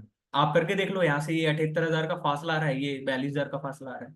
तो मेरे पास अब यहाँ से कितना आएगा, यहाँ से यदि मैं घटाऊंगा इसको, तो मेरे पास 78 रेशो 42 ही तो आएगा, 78 रेशो 42, 78 रेशो 42 में कितना कर सकता हूँ, 26 रेशो 14, 26 रेशो 14। तो मेरे पास यहाँ पे कितना पूछ रहा है, what percentage of all employees are officers, officers कितने मेरे पास 14 हैं, कितने 42 पे, तो यहाँ से कितना हो जाएगा 2.5%, मतलब 14 इंटू में ढाई हो जाएगा ना। तो 14 इंटू में ढाई कितना हो जाएगा यहाँ से, 14 दूनी 28, तो मेरे पास कितना आ जाएगा 35% इसका आंसर। ठीक है। ठीक है ना। एलिगेशन कैसे लगाया, क्यों लगाया, ये आपको समझ में आ गया होगा कि भाई एवरेज का फॉर्मूला है टोटल सम अपॉन में टोटल नंबर ऑफ ऑब्जर्वेशंस। यदि मैं उनकी सैलरी पे, एवरेज सैलरी पे वो लगाऊंगा मैं उनके पे, तो मेरे पास बेस रेशियो क्या है, किसका आएगा, उनके टोटल नंबर का ही तो आएगा ना, जितने वो हैं ऑफिस में प्रेजेंट। मेरे पास 18वां क्वेश्चन है, और सबसे इजी क्वेश्चन है ये, किसी ने भेजा था, ठीक है। A is the average mark of a group of 10 students in a class is, and A plus 8 is the average of a group of 15 students, which includes the group of 10 students as given. The total marks obtained by the group of 10 students is X, and the total marks obtained by the group of 15 students is Y. X ratio Y is 3:5. Then find the value of a plus में x plus में y. यहाँ पे मेरे पास कितना दिया हुआ है, मतलब मेरे पास x रेशियो y है तो है 10 student is x, the total marks obtained by the 10 student is x। मतलब यदि मैं यहाँ से देखूं तो मेरे पास यहाँ पे ये 10 स्टूडेंट क्या ही है ना, और 10 स्टूडेंट का मेरे पास कितना दे रखा है, 10 a दे रखा है, और यहाँ पे ये 15 स्टूडेंट का a प्लस में 8 दे रखा है। तो मेरे पास यहाँ से मैं कितना लिख सकता हूँ, 10a अपॉन में 15a प्लस में 8, इसी की वैल्यू तो मेरे पास दे रखी है, कितनी दे रखी है मेरे को यहाँ पे 3:5 तो दे रखी है इसकी वैल्यू तो मेरे को। तो यहाँ से यदि मैं इसको किससे काटू, 5 से, तो मेरे पास यहाँ पे 3 आ जाएगा, यानी कि 10a is equals to 9a plus में 8। ठीक है, तो मेरे पास a की वैल्यू कितनी आ जाएगी, यहाँ से 72 आ जाएगी, a की वैल्यू 72। जब a 72 आ गया तो मेरे पास x की वैल्यू कितनी है, x की वैल्यू मेरे पास 720 है, और y की वैल्यू मेरे पास कितनी आ जाएगी, y की वैल्यू मेरे पास आ जाएगी 72 प्लस में 8 80, और 80 इंटू में 15 करूंगा यानी कि 1200। और a की वैल्यू मेरे पास कितनी आ रही है, यहाँ से 72। तो यहाँ से इन तीनों को जोड़ के कितना आ जाएगा मेरे पास, इन तीनों को जोड़ के मेरे पास 1992 तो आएगा भाई। 1200 और 700 1900, और 1900 प्लस में 20 1920, और 72 1992। अब आपको ऐसे थोड़ी करके बताऊंगा मैं कि भाई ऐसे भी होता है ये, है ना। मेरे पास है question number 19। Marks cover a distance of d kilometre at a speed of t kilometre per hour, then he covers 2d at half the initial speed, at what speed should he cover the next 3d kilometer so that the average speed of the entire journey is 0.8 t kilometre per our. 0.8 T kilometre per our निकालना है, ठीक है।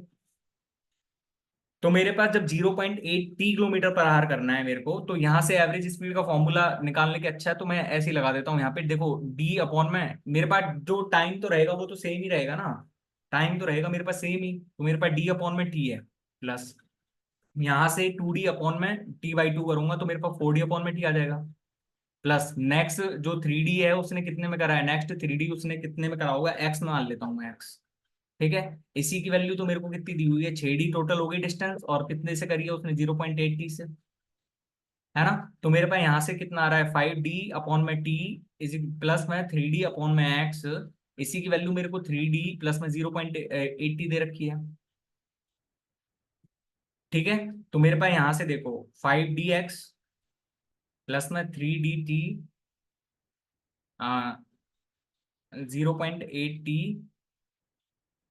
Is equals to, ये मेरे पास कितना आ जाएगा यहाँ से, 6 D T x, 6 D T x.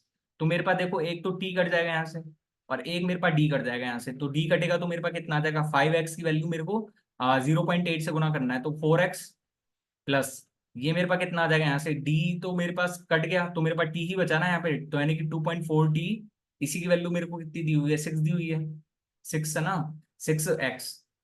तो मेरे पास 6x यानी कि 2x, 2.4t की वैल्यू मेरे पास कितनी आ जाएगी, 2x, यानी कि x की वैल्यू मेरे पास 1.2t तो है, 1.2t। एवरेज स्पीड का फॉर्मूला लगा लो, या फिर जो टोटल टाइम रहेगा वो तो सेम ही रहेगा ना, टोटल टाइम रहेगा वो तो सेम ही रहेगा। तो मेरे पास एवरेज स्पीड का फॉर्मूला भी लगा लगा के देख लेना आप, कितनी दूरी तय करी टोटल, 6d अपॉन में 5d प्लस 5d अपॉन में टी प्लस में जो नेक्स्ट 3d है उसको मैं x मान लूँ, तो यहाँ से भी आप करके देख लेना 0.8 टी, यहाँ से भी यही आ जाएगा आपके पास। 20वां क्वेश्चन है, और 20वां क्वेश्चन इंपॉर्टेंट है थोड़ा सा, है ना। A man who is 2.4 kilometre, करो भाई इसको, 2.4 kilometre away from a car start running further away from the car at a speed of 2 metre per second. मतलब मैं यदि कार की स्पीड को x मान लूं, x मान लूं, कार की स्पीड, कार से स्पीड, तो मेरे पास यहां से दिया हुआ है car takes 75 seconds to catch up to him. मतलब मेरे पास यहाँ पे दिया हुआ है कितना, 2.4 किलोमीटर दूर है ना, तो 2.4 यानी कि 2400 मीटर अपॉन में एक्स माइनस में टू की वैल्यू मेरे को कितनी दी हुई है, 75 सेकेंड्स। तो मेरे पास यहाँ से कितना आ जाएगा, जब वो फर्दर दूर भाग रहा है तो मतलब उसकी रिलेटिव स्पीड, दोनों की जो डायरेक्शन है वो सेम ही तो है। मतलब कार यदि ऐसे खड़ी है सीधी, तो वो कार के सीधे सी भागता जा रहा है, भागता जा रहा है दूर दूर, तो यहाँ पे रिलेटिव स्पीड जो लगेगी वो माइनस में ही तो चलेगी, मतलब एक ही दिशा में जा रहे हैं, एक ही दिशा में। मतलब ये है कि वो जैसे जिस दिशा में लड़का भाग रहा है ना, उसी दिशा में जो कार जाएगी अभी आगे। ठीक है, तो यहाँ पे मेरे पास यहाँ से कितना आ जाएगा, 2400 माइनस में 2400 प्लस में 150, यानी कि 2550 इज इक्वल टू 75x। मतलब यहाँ से यदि 2500 का मैं डिवाइड करूँ तो मेरे पास 34 या 102, यानी कि 3x, तो x की वैल्यू मेरे पास कितनी आ गई, 34 मीटर पर सेकंड आ गई। मतलब कार की स्पीड तो मेरे पास 34 है।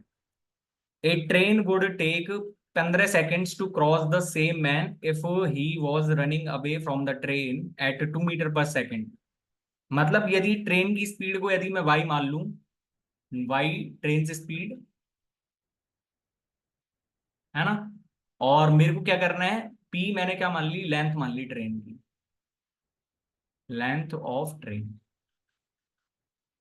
ठीक है, and it would take 16 seconds to cross a 60 metre long platform. मतलब 60 मीटर लॉन्ग प्लेटफॉर्म को क्रॉस करने में जब इतना टाइम ले रही है, तो रिलेटिव स्पीड वाला भी जो मैंने कॉन्सेप्ट करवाया हुआ है अपने चैनल पे, जिसका आई टैब पे यहाँ पे लिंक भी आ रहा होगा, मैं आपको डिस्क्रिप्शन बॉक्स में उसके लिंक प्रोवाइड कर दूंगा। तो मेरे पास यहाँ पे 60 प्लस में Y, sorry P upon Y, इसी की वैल्यू मेरे को कितनी दी हुई है, 16 सेकंड, यानी कि मेरे पास यहाँ से 60 प्लस में पी की वैल्यू तो मेरे पास कितनी आ रही है, यहाँ से 16 वाई आ रही है। ठीक है, और यहां से ये मेरे पास कितना आ जाएगा, 15 seconds to cross a man. तो यानी कि यहाँ पे यदि उसकी लेंथ पी है ट्रेन की, तो मेरे पास यहाँ पे y माइनस में 2, इसी की वैल्यू मेरे पास कितनी आ जाएगी, 15। यानी कि यहाँ से मेरे पास आ रहा है p प्लस में 30 की वैल्यू मेरे पास 15 y आ रही है। ठीक है, और यहां से ये मेरे पास कितना आ रहा है, p की वैल्यू यहाँ से 16y माइनस में 60 आ रहा है, 16y माइनस में 60। तो यहां से मेरे पास y की वैल्यू कितनी आ जाएगी, वाई की वैल्यू मेरे पास कितनी आ जाएगी, यहाँ पे जमा के देख लो, तो वाई की वैल्यू मेरे पास आ जाएगी 30 metre per second, 30 metre per second. ठीक है, find the time taken by car to completely overtake the train in the same direction. तो सेम डायरेक्शन में क्रॉस करने के लिए, मतलब वाई की वैल्यू जब 30 है, वाई की वैल्यू जब 30 है, तो मेरे पास जो पी की वैल्यू है वो मेरे पास कितनी आ जाएगी, वाई की वैल्यू 30 यानी कि 480 माइनस में 60, यानी कि पी की वैल्यू मेरे पास कितनी आ गई, यहाँ से 420 आ गई, 420 मीटर, है ना। तो 420 मीटर चलना है उनको, ओवरटेक करने में कितना टाइम लेंगे, 34 माइनस में 30, यानी कि ये मेरे पास कितना आ जाएगा, 420/4, 105 सेकेंड्स। आपको यदि समझ में नहीं आया तो भाई पहले समझो इस क्वेश्चन को। पहले हमने क्या करा, पहले तो मेरे पास जो है कार की स्पीड आ गई, है ना, और यहाँ पे ट्रेन के बारे में दो तथ्य दिए हुए थे कि भाई जो उस लड़के को क्रॉस करने में तो वो 15 सेकंड ले रही है, लेकिन एक प्लेटफॉर्म को क्रॉस करने में वो 16 सेकंड ले रही है। तो भाई आपको यदि कॉन्सेप्ट पता हो तो आपने सीधे सीधे कॉन्सेप्ट लगा लिए, और सीधे सीधे कॉन्सेप्ट लगा के आपने वाई की वैल्यू, मतलब ट्रेन की स्पीड की वैल्यू निकाली और ट्रेन की लेंथ की वैल्यू निकाली आपने। ठीक है, मेरे पास है यहाँ से 21वां question, when working alone A B and C complete a piece of work in 8 12 and 30 days respectively, at the most only 2 people can work on each day and nobody works for more than 2 day consecutive days, what is the minimum number of days that they will take to finish the work। Minimum number of days निकालना। भाई थोड़ा सा logic है, यदि यहाँ पे maximum number of days कर देता ना तो भाई गड़बड़ हो जाती बच्चों के साथ। ठीक है, इंपॉर्टेंट क्वेश्चन लगा लेना। यहाँ पे मेरे को कितना दिया हुआ है कि ए बी और सी हैं जो इंडिविजुअली वर्क करने में 8 12 और 30 डेज ले रहे हैं रिस्पेक्टिवली, एट द मोस्ट, मतलब वो एक कंजेक्यूटिव डेज यदि वर्क करें तो एक जना 2 दिन ही काम कर सकता है। तो मेरे पास 8 12 और 30 है, मतलब मैंने टोटल काम को कितना मान लिया, टोटल काम को 8 और 12 है, कल मेरे पास कितना हो जाएगा 24, और 24 और 30 का मेरे पास कितना हो जाएगा 120। तो मेरे पास यहाँ से इनकी एफिशिएंसीज कितनी कितनी आ जाएंगी, 15 10 और 4, 15 10 और 4। अब मैं मान लेता हूँ कि पहले दिन ए प्लस में बी ने काम करा, है ना, ए प्लस में बी, और दूसरे दिन मैंने मान लिया कि यहाँ पे जो है ए प्लस में सी ने काम करा, सॉरी, यहाँ पे दूसरे दिन मैंने मान लिया बी प्लस में सी ने काम करा, और तीसरे दिन मान लिया मैंने ए प्लस में सी ने काम करा। तो यहाँ पे आ ही तो रहा है ना, 2 डेज ही तो आ रहा है, दो दो ही तो आ रहा है ना। ठीक है, तो मेरे पास जो पहले दिन काम करा होगा, पहले दिन काम करा होगा वो कितना काम करा होगा, 15 काम करा होगा, सॉरी 25 काम करा होगा, है ना। दूसरे दिन मेरे पास कितना काम करा होगा, दूसरे दिन काम करा होगा उन्होंने 14, और तीसरे दिन उन्होंने काम करा होगा कितना, 19, 19 और 14 23, 23 और 25 48। मेरे को मैक्सिमम नंबर ऑफ डेज, मेरे को मिनिमम नंबर ऑफ डेज चाहिए, minimum number of days respectively all, at the most only 2 people can work on each day and nobody works for more than 2 consecutive days, nobody works for 2 consecutive days। मतलब 2 consecutive days तो कोई work ही नहीं करता, मतलब उससे ज्यादा तो कोई काम कर ही नहीं सकता 2 consecutive days से ज्यादा। तो मेरे पास यहाँ पे सिचुएशन सारी फिट बैठ रही है ना, कि देखो ए प्लस में बी ने यदि फर्स्ट दिन काम करा है तो बी प्लस में सी ने करा होगा फिर अगले दिन, और देख लो बी प्लस में सी मैंने फिर दोबारा नहीं लिया है बी को, दोबारा नहीं लिया है, मतलब बी ने 2 consecutive डे काम कर लिया है। ठीक है, कार्य को अच्छा मतलब अधिकतम प्रत्येक दिन केवल 2 लोग काम कर सकते हैं, और कोई भी लगातार 2 दिनों से अधिक काम नहीं करता है। ठीक है, तो मेरे पास यहाँ पे कितना है, जब मैंने फर्स्ट डेज काम करवाया है तो फर्स्ट डे मेरे पास कौन सा काम आया है, फर्स्ट डे तो मेरे पास 15 और 10 काम आया है, तो यानी कि 25। दूसरे दिन मेरे पास कौन सा काम आया है, 10 + 4 का, तो मेरे पास 14 आ जाएगा, और तीसरे दिन मेरे पास कितना आ जाएगा, 19। ठीक है, अब ये मेरे को मिनिमम नंबर ऑफ डेज लेने हैं, मिनिमम नंबर ऑफ डेज का मतलब ये है कि यहाँ पे चाहे जितने भी दिन रह जाए, जैसे अब इन्होंने 3 डेज में मिलके कितना काम कर दिया, 3 डेज में मिलके इन्होंने 25 और 14, सॉरी ये मेरे पास कितना आ रहा है यहाँ से, 15 × 4 = 19 है ना, 19 और 14 = 23, 33, 33 और 25 58 काम कर दिया, 58 काम, 58 काम इन्होंने कितने दिन में करा है, 58 काम इन्होंने कितने दिन में करा है, 3 दिन में। तो 116 काम को कितने दिन में कर देंगे, 6 दिन में, 6 दिन में। अब बचा 4 काम। ठीक है, अब 4 काम को ए प्लस में बी तो मिलकर करेंगे, यानी कि 4/25, यानी कि मेरे पास कितना आना चाहिए था यहाँ पे, 6/6 में, सॉरी 6, सही 4/25, ये तो मिनिमम डेज है मेरे पास। अब यहाँ पे यदि आपसे ये पूछ लेता कि मैक्सिमम डेज कितने हैं, मैक्सिमम डेज, तो मैक्सिमम डेज के लिए मेरे को क्या करना पड़ेगा कि 4 को किससे डिवाइड करना पड़ेगा मेरे को, 4 को सबसे छोटे नंबर से डिवाइड करना पड़ेगा मेरे को यहाँ पे। तो जब मैक्सिमम नंबर ऑफ डेज पूछता हमसे तो यहाँ पे कितना आंसर आता मेरे पास, 6 सही 2/7, क्योंकि 6 सही 4/14 होता है ना, पहले कौन काम करता, फिर बी प्लस में सी काम करते, पहले पहले बी प्लस में सी काम करते। तो ये मेरे पास क्या है, ये मेरे पास मैक्सिमम नंबर ऑफ डेज है, maximum number of days according to question, और ये मेरे पास मिनिमम नंबर है जो कि हमारा क्वेश्चन का आंसर भी हो जाएगा। ठीक है, अच्छा ये मेरे पास 22वां क्वेश्चन है, और पूरा की पूरा जो है बेस्ड है किस पे, जो मतलब डेटा इंटरप्रिटेशन, और इसका आंसर भी आप मेरे को कमेंट बॉक्स में बताओगे, सबसे इजीएस्ट क्वेश्चन होगा जो मैंने इंक्लूड करा है अब तक के। ठीक है, तो comment your answers, comment your answer. भाई यदि आप एंड तक वीडियो में टिके रहते हो, जिसके क्वेश्चन को मैंने आंसर का कमेंट करने के लिए बोला है ना भाई, सच बता रहा हूँ मैथ्स बहुत अच्छी हो जाएगी, स्ट्रांग हो जाएगी आपकी। ठीक है, अब यहाँ पे दिया हुआ है मेरे को 23वां क्वेश्चन, और 23वें क्वेश्चन में मेरे को दिया हुआ है the perimeter of a square is 5.6 metre if the side of square is 20 centimetre more than the breadth of rectangle and the centimetre less than the length of rectangle. Perimeter of square is 5.6 metre, 5.6 metre मतलब कि मेरे पास दिया हुआ है 560 centimetre. ठीक है, जब ये 560 सेंटीमीटर मेरे को दिया हुआ है यहाँ से, तो मेरे पास यहाँ से ए की वैल्यू कितनी आ जाएगी, ए की वैल्यू मेरे पास 140 सेंटीमीटर आ जाएगी, ए की value. If the side of the square is 20 centimetre more than the bread, तो ब्रेड की वैल्यू मेरे पास कितनी आ जाएगी यहाँ से, 120 सेंटीमीटर, है ना। और यहाँ से मेरे पास कितना आ जाएगा, and 10 centimetre less than the length of rectangle, यानी कि एल की वैल्यू मेरे पास कितनी आ जाएगी यहाँ से, 150 centimetre. What is the perimeter of the rectangle, तो मेरे पास 150 प्लस में 120 कितना हो जाएगा मेरे पास, 270, और 270 का दुगना 540 सेंटीमीटर, यानी कि 5.4 मीटर आंसर है। ठीक है, लिखने की जहां जरूरत पड़ेगी वहीं लिखूंगा, उससे ज्यादा तो मैं कुछ नहीं लिख सकता। ठीक है, 24वां क्वेश्चन इंपॉर्टेंट क्वेश्चन है, थोड़ा सा ध्यान से समझना। If the HCF of x and 221 is expressible in the form of 3x - 187, then which of the following can be a possible value of x. मेरे पास यहां से एचसीएफ निकालना है, तो मेरे पास जब एचसीएफ निकलेगा तो एचसीएफ क्या होता है, highest common factor. Highest common factor मतलब मेरे पास 221 तो एक संख्या दी हुई है, और 221 बहुत ही फेमस नंबर है। मैं इसको क्या लिख सकता हूँ, 1 इंटू में 13 इंटू में 17। 1 इंटू में 13 इंटू में 17 मतलब मैं यहां से क्या कह सकता हूँ कि मेरे पास जो भी एक्स कुछ भी रहेगा, मेरे पास चाहे एक्स कुछ भी है मेरे पास, बट उनका एचसीएफ है जो मेरे पास एक्स और 21 का एचसीएफ, एस एक्स और 221 का जो इनका एचसीएफ रहेगा, वो या तो मेरे पास एक रह सकता है, या मेरे पास 13 रह सकता है, या मेरे पास 17 रह सकता है। यही तो रह सकता है ना। इन दोनों का एचसीएफ मतलब हाईएस्ट कॉमन फैक्टर तो इन दोनों में से इन तीनों में से एक ही रहेगा ना। या तो उन दोनों में कॉमन कुछ भी ना हो तो मतलब उनका एचसीएफ एक हो जाएगा। उन दोनों में यदि 13 कॉमन है तो 13 एचसीएफ हो जाएगा। उन दोनों में यदि 17 कॉमन है तो 17 एचसीएफ हो जाएगा। तो मैं यहां से क्या कह सकता हूं कि अब मेरे को क्या करना है कि एक्सप्रेसिबल इन 3x माइनस में 188, मतलब 3x माइनस में 188, 187 की वैल्यू एक बार तो बने, यानी कि 3x की वैल्यू 188। तो मतलब x की वैल्यू पॉइंट्स में जा रही है, मतलब 6 2 पॉइंट समथिंग समथिंग 6 2.66, मतलब ये ऑप्शन तो हो ही नहीं सकता, क्योंकि पॉइंट में थोड़ी जा सकती है x की वैल्यू पॉइंट में थोड़ी जाएगी। मैं एक्स की वैल्यू की जगह 13 लिख के देखूं तो 3x माइनस में 187 की वैल्यू मेरे को 13 रखनी है, यानी कि 3x की वैल्यू 200।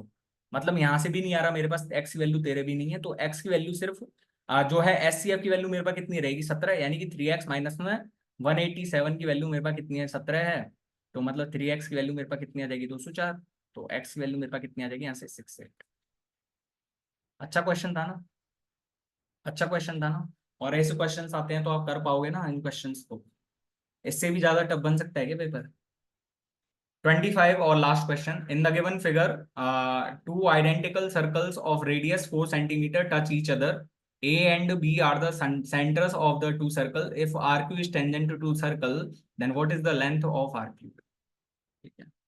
मेरे पास यहाँ पे दो मेथड्स हैं, और आपको भाई मैं बता दूं कि ये डे 2 वाली वीडियो ज्योमेट्री की इंपॉर्टेंट कॉन्सेप्ट सीरीज की, आप वहां पे जाके चेक कर सकते हो इसको। यहाँ पे आर क्यू मेरे को टेंजेंट दी हुई है, और मेरे से आर क्यू की ही वैल्यू पूछ रहा है। जब आर क्यू मेरे पास टेंजेंट है यहाँ से यहाँ तक और यहाँ से यहाँ तक, मैं ये नहीं कह सकता कि ये मेरे पास सेम रहेगा। क्यों? क्योंकि एक ही पॉइंट से दो जगह सर्कल पे वो डाली जा रही है, तो यानी कि ये एक्स है तो मेरे पास ये भी एक्स है। ठीक है। और यहां से मेरे को एक चीज तो दिख ही रही है कि ये मेरे पास टेंजेंट है और ये मेरे पास सर्कल की रेडियस हो गई, तो टेंजेंट और सर्कल के बीच, टेंजेंट और रेडियस के बीच में कितने का होता है, 90 डिग्री का। और ये भी मेरे पास 90 डिग्री का ही तो है। ये भी मेरे पास 90 डिग्री का ही तो है। और ये मेरे पास कॉमन है ही दोनों में, यदि ये थीटा, ये 90, ये 90 माइनस थीटा, और ये थीटा, ये 90, ये 90 माइनस थीटा। ठीक है। अब मेरे पास यहां से एक तो क्या है कि यहां से एक तो मैं इसकी वैल्यू निकाल लूं, इसकी वैल्यू, है ना। या फिर मेरे पास और कौन कौन से तरीके हैं इस चीज को करने के, या फिर इसको करने के कौन कौन से तरीके हैं। एक तो मैं सिमिलैरिटी अप्लाई कर सकता हूँ इसमें। सिमिलैरिटी जब मैं अप्लाई करूंगा ना, तो सिमिलैरिटी के लिए तो सीधा सीधा सा फंडा है यहाँ पे, कि सिमिलैरिटी लगाऊंगा और मैं सीधा सीधा आंसर आएगा मेरे पास यहाँ पे, क्योंकि मेरे को सारी चीजें दी ही हुई हैं, दी ही हुई हैं, है ना। या फिर मैं एक चीज और कर सकता हूँ, यहाँ से आपको दिख रहा होगा, मेरे को एक चीज दिख रहा है कि ये मेरे पास 90 डिग्री का एंगल है, ये मेरे पास 90 डिग्री का एंगल है, और ये मेरे पास कितना है, ये मेरे पास यहाँ से यहाँ तक यदि 4 सेंटीमीटर की है ना रेडियस, तो ये मेरे पास पूरा 8 है, और ये भी मेरे पास पूरा 8 है। मतलब यहाँ से यदि मैं पाइथागोरस अप्लाई करूँ तो मेरे पास एक्स स्क्वायर प्लस में 256, इसी की वैल्यू तो आएगी समथिंग समथिंग, कुछ भी आ जाए चाहे। तो मेरे पास अब यहाँ से एक तो एक्स स्क्वायर की वैल्यू प्लस में 256 की वैल्यू मैं यहाँ से कितना मान सकता हूँ, यदि मैंने यहाँ से करा तो एक्स प्लस में एस पी का होल स्क्वायर, एक्स प्लस में एक्स एस पी का होल स्क्वायर ना। और एस पी की वैल्यू आप नहीं निकाल सकते क्या यहाँ से। भाई थोड़ा लॉजिकल क्वेश्चन है ना। आपको यदि सिमिलैरिटी अच्छे से आती है और आपने यदि कॉन्सेप्ट अच्छे से पढ़े हुए हैं, तो आप इस क्वेश्चन को कर पाओगे या नहीं कर पाओगे। तो भाई मैं इस क्वेश्चन को आपके लिए ही छोड़ के जा रहा हूँ, है ना। और कमेंट में बताना है इसका आंसर, आप आपको कमेंट और आंसर मैंने आपको सारी चीजें बता दी हैं कि आपको सिमिलैरिटी भी अप्लाई कर सकते हो, और आपने वो थ्योरम पढ़ी हो कि भाई हमारे पास यहाँ से ये वाली वैल्यू, मतलब ये कुछ भी और इसका मल्टीप्लाई करना करना क्या होता है, वो आपको पता ही होगा कौन सी थ्योरम की बात कर रहा हूँ। तो आप वो लगाइए चाहे कुछ भी लगाइए सिमिलैरिटी, लेकिन मेरे को आंसर बताइए, और आंसर मैं बता के जा रहा हूँ इसका सी आंसर। ठीक है। तो भाई वीडियो आपको आशा करता हूँ कि आपको वीडियो अच्छा लगा होगा, और यदि वीडियो अच्छा लगा है तो हमारी वीडियो को लाइक करना और हमारे चैनल को सब्सक्राइब करना बिल्कुल ना भूलिएगा। ठीक है। बाकी मैं आपको बता देता हूँ कि देखो ये मैंने क्या क्या इस चैनल पे अपलोड करा हुआ है, तो मैंने पहले भी दिखा दिया था वो प्लेलिस्ट तो, लेकिन देखो यहाँ पे ये आप मैथ स्ट्रेटेजी जाके देखना, तो शायद आपका थोड़ा सा मैथ्स को लेके नजरिया बदले और आप मैथ्स के क्वेश्चंस को अच्छे से टैकल कर पाओ। ठीक है। ये इंस्टॉलमेंट एंड एसआई का वीडियो, डिसऑनेस्ट डीलर का video, geometry important concept series PDF and math mock practice series. ठीक है। तो थैंक यू सो मच, मिलते हैं नेक्स्ट वीडियो में, तब तक के लिए बाय एंड टेक केयर।